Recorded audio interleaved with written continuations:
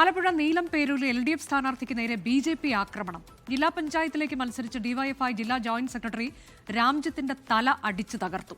6 BJP പ്രാദേശിക നേതാക്കൾക്കെതിരെ വധശ്രമത്തിന് കേസെടുത്തു. ഇന്നലെ രാത്രിയുണ്ടായ സംഘർഷത്തിൽ BJP പ്രവർത്തകർക്കും പരുക്കേറ്റു. അശ്വിൻ പാലാഴി വിശദാംശങ്ങളുമായി. അശ്വിൻ, ഏത് സാഹചര്യത്തിലാണ് ഇത്ര വലിയൊരു അക്രമത്തിലേക്ക് കാര്യങ്ങൾ പോയത്?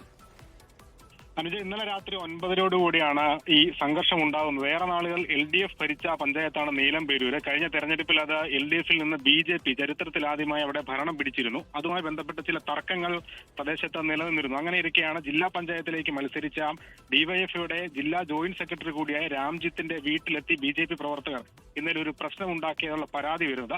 ഈ സംഭവം ചോദിക്കാനായി രാംജിത്തിന്റെ നേതൃത്വത്തിൽ 2 അംഗ സംഘം രാംജിത്തും രാംജിത്തിന്റെ സുഹൃത്തും ഈ പ്രശ്നം ഉണ്ടാക്കിയ BJP നേതാക്കൾ അരികിലേക്ക് എത്തുന്നു. അവിടെ വീണ്ടും ഒരു പ്രശ്നം ഉണ്ടാകുന്നു. കയ്യിൽ കരുതിയിരുന്ന ദണ്ട് ഉപയോഗിച്ച് രാംജിത്തിന്റെ തലയിൽ മാരകമായി ആക്രമിക്കുകയായിരുന്നു. ഇതിൽ തലയ്ക്ക് ഗുരുതരമായി പരിക്കേറ്റിട്ടുണ്ട്. 9 തുന്നിക്കെട്ടാണ് നിലവിൽ രാംജിത്തിന്റെ തലയിലുള്ളത്. ആരോഗ്യാവസ്ഥ ഇപ്പോഴും ഗുരുതരമായി തുടരുകയാണ്. രാംജിത്തിനെ കോട്ടയം മെഡിക്കൽ കോളേജ് ആശുപത്രിയിൽ പ്രവേശിപ്പിച്ചു.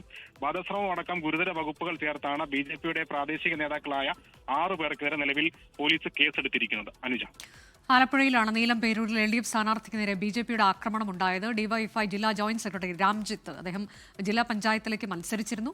അദ്ദേഹത്തിന്റെ തല അടിച്ചു തകർക്കുകയാണ്. ഗുരുതരമാണ് അദ്ദേഹത്തിന്റെ ആരോഗ്യനില എന്നതാണ് അശ്വിൻ പാലാഴി നൽകിയ വിവരം. വധശ്രമത്തിന് BJP പ്രവർത്തകർക്കെതിരെ നിലവിൽ കേസെടുത്തിട്ടുണ്ട്.